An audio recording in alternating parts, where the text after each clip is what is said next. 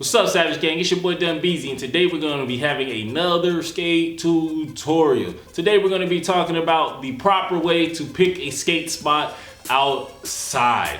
This is going to be really important for new skaters and all the displaced skaters on quarantine right now.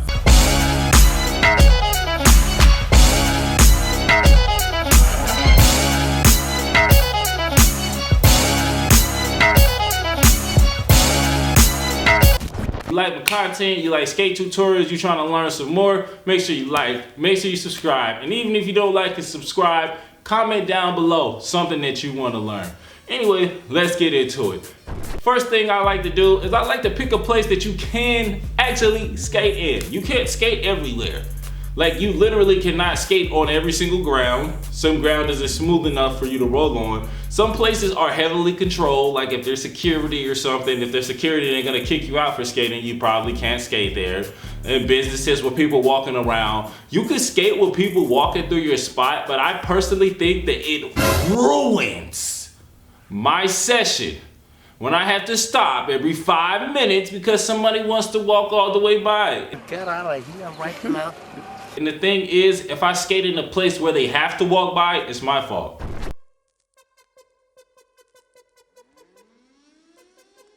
Second thing that you want to do after you choose a spot, you need to scope it. Just because a spot looks good, just because you can skate there, doesn't mean that when you look at the details, the story is going to be the same. First thing I look for are big objects. Like, okay, like there's a chair over there, can't skate over there. There's a pole over there in the ground. I need to make a mental picture. And I'll skate around the spot and I'll find all of the objects. And I know, like, okay, you can't skate there, you can't skate there, you can't skate here, you can't skate there. And then I make a mental map about all of the places that I can skate in the spot. After I walk around and I look at everything, it's time to look at the actual ground. There are two things that can really affect your skate experience. Is the floor level? And is there small debris on the floor? Even in the skating rink, you know there's some skate rinks floors that aren't level.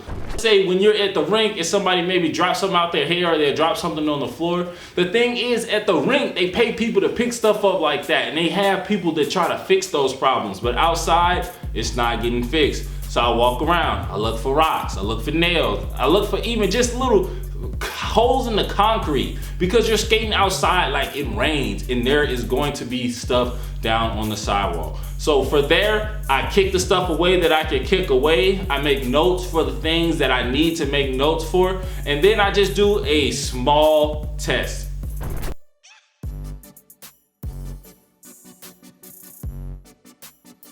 Before I go super duper hard and I start doing all types of crazy tricks that I will fall out of if anything happens, I try to do one more test. Just something small, just to find, like, okay, this place is uneven. Let's say the whole place is uneven just a little bit. Which parts are the less uneven? Okay, there's a little bit of debris everywhere. Where is there fewer rocks? And then I just try to skate there. Because as long as there's stuff in your way, as long as you're tripping over stuff, as long as you're rolling backwards because the ground that you're skating on isn't level, you're never gonna skate as good as you possibly can. And if you're an avid outside skater and you're always skating outside, you're always gonna have to deal with those things. So I just try to make sure that I'm doing the best that I can to make sure that those things are getting in the way as little as possible. Awesome. So the last thing about skating outside, and this is gonna be my last tip, it's not really about picking a good outside skate spot. It's about making skating outside more enjoyable. Make sure you got your music, you got your speakers, make sure you got your water, make sure you got your phone charged, because skating outside can suck. Especially if you don't have a lot of the stuff that helps make physical activity and skating fun, like music and water. So anyway, if you like the video, if you like my content, you want to see some more skate tutorials, please like, please subscribe, and please comment down below anything that you want to know about skating. Well, until next time, see you, Savage Gang. Bye.